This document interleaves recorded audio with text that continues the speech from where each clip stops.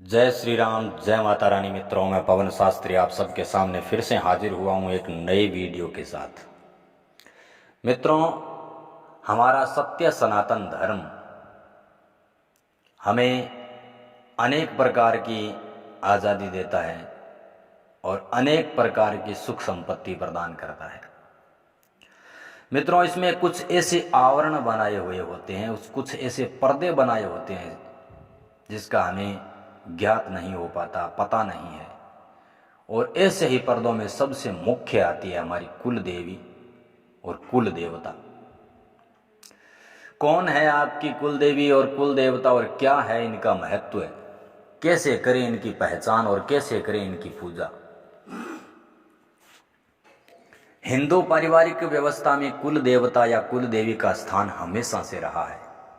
हमारे पूर्वजों ने अपने वंश परिवार की नकारात्मक ऊर्जाओं और उनसे उत्पन्न बाधाओं से रक्षा करने के लिए एक पारलौकिक देवी का कुल देवी के रूप में चुनाव किया था। ऐसी पारलौकिक शक्ति जो नकारात्मक ऊर्जा और उससे उत्पन्न बाधाओं से हमारी रक्षा कर सके, और उनको पूजना शुरू किया। यह शक्ति उस वंश की उन्नति में नकारात्मक ऊर्जा और बाधा और विघ्न उत्पन्न होने से रोकती थी। और उस कुल देवी का पूजन उस वंश में पीढ़ी दर पीढ़ी परंपरा बन गया। हमारे सुरक्षा चक्र है हमारी कुल देवी और हमारे कुल देवता। कुल देवता या देवी हमारे वह सुरक्षा आवरण है, वो पर्दे हैं जो किसी भी बाहरी बाधा, नकारात्मक ऊर्जा में, परिवार में अथवा व्यक्ति पर प्रवेश से पहले सर्वप्रथम उससे संघर्ष करते हैं और उसे रोकते हैं। यह पारिवारिक संस्कारों और नैतिक आचरण के प्रति भी समय समय पर सचेत करते रहते हैं। यदि हम इनकी उपेक्षा करें तो किसी भी पूजा या साधना का फल उस इष्ट देव तक नहीं पहुंचता, क्योंकि सेतु कार्य करना बंद कर देता है। जो पुल होता है वो कार्य करना बंद कर देता है। बाहरी बाधाएं, अभिचार आदि नकारात्मक ऊर्जा बिना बाधा उस व्यक्ति तक पहुंचने लगती है। कभी कभी व्यक्ति या परिवारों द्वारा दी जा रही इष्ट की पूजा कोई अन्य बाहरी शक्तियां लेने लगती है, अर्थात पूजा हमारे इष्ट देव तक नहीं पहुंच पाती और न ही उसका लाभ मिलता है। ऐसा कुल देवता की निर्लिप्तता अर्थात उनके शक्तिहीन होने से होता है। और कुल देवी देवता की हम पूजा नहीं करेंगे तो वो शक्तिहीन हो जाएंगे। कुल देवी की उपेक्षा के मुख्य कारण क्या है? आधुनिकता की अंधी दौड़ में समय के साथ परिवारों में एक दूसरे स्थानों पर स्थानांतरित, एक स्थान से दूसरे स्थान पर चले गए। किसी ने धर्म परिवर्तित कर लिया, किसी ने डर से अपने आप को वहाँ से विस्थापित कर लिया, या फिर कोई जानकार व्यक्ति है उसकी असमय मृत्यु हो गई। विजातीयता उत्पन्न होने लगी है, पनपने लगी है, यानी दूसरे जाति में विवाह आदि संबंध होने लगे, उत्पन्न होने लगे। इसके पीछे के कारण को न समझ पाने आदि के कारण बहुत से परिवार अपने कुल देव और कुल देवी देवता को भूल गए, अथवा उन्हें मालूम ही नहीं रहा कि उनके कुल देवी देवता कौन है या किस प्रकार उनकी पूजा की जाती है। इनमें पीढ़ियों से शहरों में रहने वाले परिवार अधिक है। कुछ स्वयंभू आधुनिक मानने वाले और हर बात में वैज्ञानिकता खोजने वालों ने भी अपने ज्ञान के गर्व में अथवा अपनी वर्तमान अच्छी स्थिति के गर्व में उन्हें छोड़ दिया या इन पर ध्यान नहीं दिया कि वर्तमान में हमारी स्थिति अच्छी है। पूजा न होने पर बाधाओं के कारण कुल देवी कभी भी अपने उपासकों का अनिष्ट नहीं करती, उन्हें तकलीफ नहीं देती। कुल देवियों की पूजा ना करने पर उत्पन्न बाधाओं का कारण कुल देवी नहीं है। कुल देवी की पूजा अगर हम नहीं कर रहे हैं तो उसमें हमें जो बाधाएं हो रही है उसका कारण कुल देवी नहीं है। उसका कारण है कि हमारा सुरक्षा चक्र वो टूट गया है। जब हम उनकी उपासना, उनकी पूजा बंद कर देते हैं तब कुल देवी कुछ वर्षों तक तो प्रभाव हमें ज्ञात नहीं होता, किंतु उनके बाद जब सुरक्षा चक्र हटता है तो परिवार में दुर्घटनाएं, नकारात्मक ऊर्जा, बाहरी शक्तियों, बाहरी बाधाओं का बेरोक टोक प्रवेश शुरू हो जाता है और उन्नति रुकने लगती है। पीढ़ियां अपेक्षित उन्नति नहीं कर पाती, जैसी उन्नति हमें करनी चाहिए वो नहीं कर पाती। संस्कारों का भय, नैतिक पतन, कलह, उपद्रव और अशांति शुरू हो जाती है। व्यक्ति कारण खोजने का प्रयास करता है और कारण जल्दी पता नहीं चलता, क्योंकि व्यक्ति की ग्रह स्थितियों में इसका कोई भी मतलब नहीं होता है। अतः ज्योतिषी से उसे पकड़ना मुश्किल होता है। भाग्य कुछ कहता है और व्यक्ति के साथ कुछ और घटता है। कुल देवता या देवी संबंधित व्यक्ति के पारिवारिक संस्कारों के प्रति संवेदनशील होते हैं और पूजा पद्धति, उलटफेर, विधर्मीय क्रिया अर्थात पूजाओं से रुष्ट हो सकते हैं। सामान्यतः उनकी पूजा वर्ष में 1 बार अथवा 2 बार निश्चित समय पर होती है। शादी, विवाह, संतान उत्पत्ति आदि होने पर उन्हें विशिष्ट पूजाएं भी दी जाती है।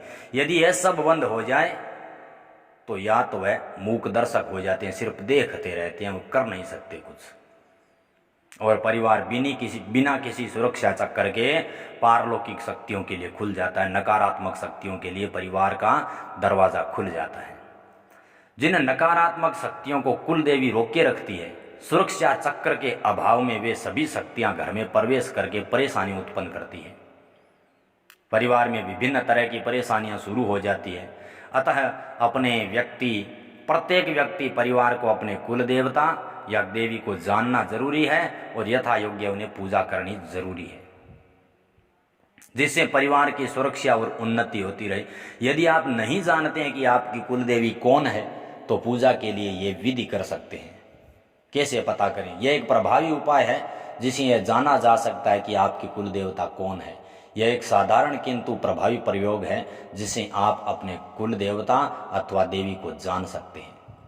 इस प्रयोग को मंगलवार से शुरू करें और 11 मंगलवार तक करते रहें। मंगलवार को सुबह स्नान आदि से स्वच्छ पवित्र होकर अपने देवी देवता की पूजा करें, जिसकी हम नित्य पूजा करते हैं उनकी पूजा करें। फिर एक साबुत सुपारी लेकर उसे अपना कुल देवता अथवा कुल देवी मानकर स्नान आदि करवाकर उस पर मोली लपेटकर किसी भी पात्र में स्थापित कर दें। उसके बाद अपनी भाषा में उनसे अनुरोध करें कि हे कुल देवता, मैं आपको जानना चाहता हूँ। मेरे परिवार से आपका विस्मरण हो गया है, हम आपको भूल गए हैं। हमारी गलतियों को क्षमा करते हुए हमें अपनी जानकारी दें। इसलिए मैं आपका यहाँ पर आवाहन करता हूँ, आपको बुला रहा हूँ। आप यहाँ आकर स्थान ग्रहण करें और मेरी पूजा ग्रहण करते हुए अपने बारे में हमें बताएं। इसके बाद उस सुपारी का पंचोपचार से पूजन करें, प्रसाद आदि चढ़ाकर। अब रोज रात को उस सुपारी से प्रार्थना करें कि हे कुल देवता, हे कुल देवी, मैं आपको जानना चाहता हूँ, कृपया सपने में आकर मेरा मार्गदर्शन कीजिए। फिर सुपारी को तकिए के नीचे रखकर सो जाइए। सुबह उठकर पुनः उस पूजा स्थान पर उस सुपारी को स्थापित करके प्रसाद आदि धूप दीप लगाकर उनका पूजन करें। यह क्रम प्रथम मंगलवार से लेकर पहले मंगलवार से लेकर 11 मंगलवार तक जारी रखें। हर मंगलवार को व्रत रखें। इस अवधि के दौरान शुद्धता, पवित्रता व ब्रह्मचर्य का विशेष ध्यान रखें। यहाँ तक कि बिस्तर और सोने का स्थान तक शुद्ध और पवित्र रखें। ब्रह्मचर्य के साथ साथ मांस मदिरा से पूर्ण परहेज रखें। इस प्रयोग की अवधि के अंदर आपको सपने में आपके कुल देवता और कुल देवी की जानकारी मिल जाएगी।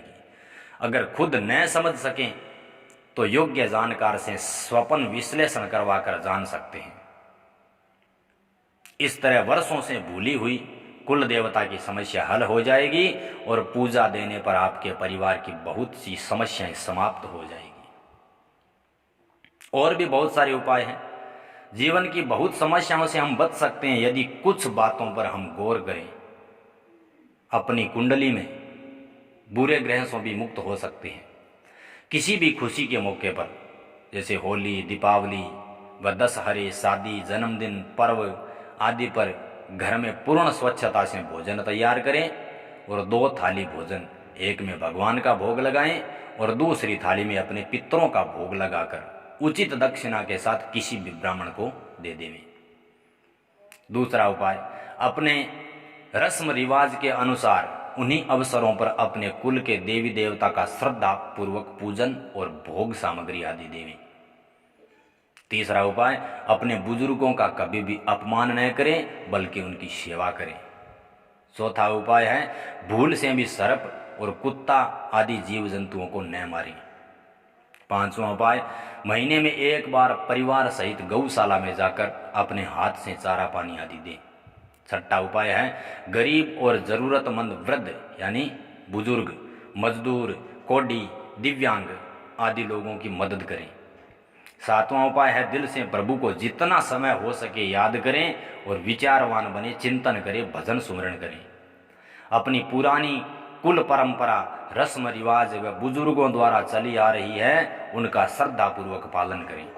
इस तरह से आपके कुल देवी देवता है वो आपको जरूर बता देंगे सपने में दर्शन देकर कि हमारा ये नाम है, और इस प्रकार से आपके कुल देवी देवता का आपको पता चल जाएगा। और कुल देवी देवता के राजी होने से, उनके खुश हो जाने से किसी भी प्रकार की नकारात्मक ऊर्जा है वो हमारे घर में प्रवेश नहीं करेगी, और जितनी भी बाधाएं हैं उनसे हमें मुक्ति मिलेगी और परिवार उत्तरोत्तर वृद्धि को प्राप्त होगा, हमेशा उन्नति को प्राप्त होगा।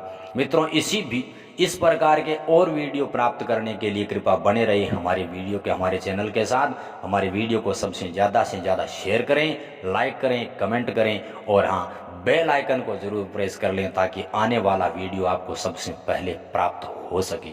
जय श्री राम।